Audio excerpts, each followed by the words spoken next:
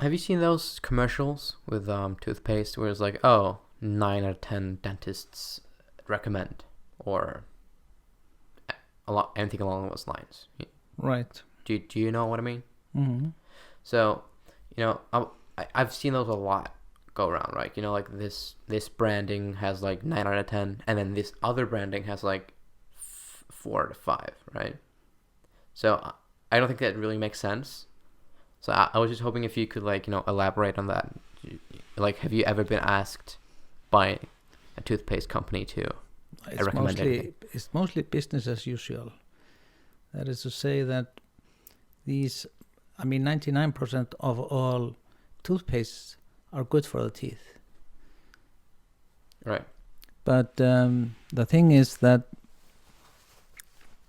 these manufacturers who get sponsored, they sponsor the dental society. They can use their positive things about the toothpaste because it's not a lie. It's good, but but most toothpastes are, because they're very similar in composition. They're made out more or less of the same thing. Right. There's very little difference between toothpastes. So in theory, we can recommend all toothpastes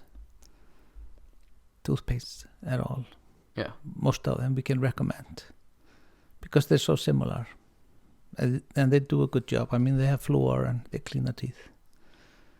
So what happens is that this firm pays the dental association money, so then they're allowed to use their name as we recommend. So it's a matter of money, more or less. Right. So it's obviously not 90% of dentists, but that bracket, right? Mm. And also, you said that just about every toothpaste is the same. Yes. So nearly all dentists can say to each and every toothpaste, we recommend it. Right. But if you pay the money to the dental society, then you can put that statement on your brand. See, it's not free.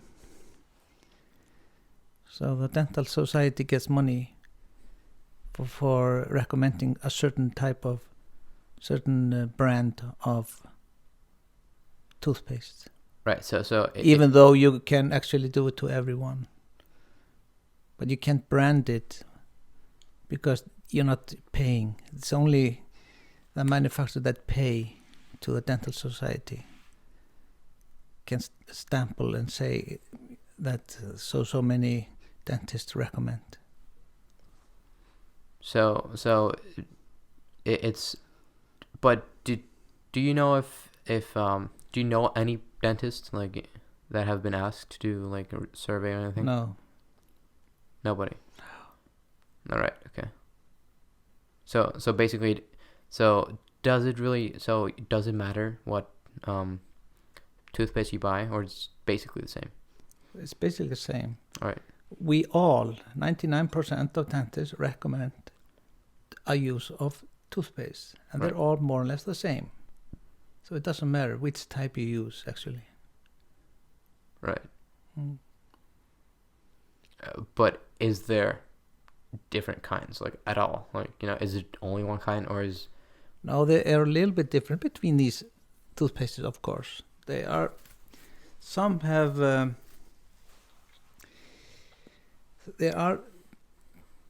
But there's a minimal difference. It's mostly small things. Some have more like a sand that takes more like a sandpaper. Right. So it cleans a little bit. You get the feeling it cleans better, but it in long term it's not good because it will polish away your emalia. So, and that's what protects your teeth. So we see less and less of these toothpastes. They were more 20 or 30 years ago. Then you have these small differences with some have zinc That's getting now quite popular. And zinc, what it does, it makes you have less bad breath. Has up to 12 hours mechanism, so it kills out the bacteria that lies in your tongue. And that means you get a better breath. It's not so bad. But otherwise, it's more or less the same. Right. Could you just put the mic up to your face? Like, yeah. You just a bit more up. We're good. Yeah. Thank you. So right. So you know, when you go to the store and you buying toothpaste, it doesn't really matter. Not really. If it's more what you eat and how often you brush.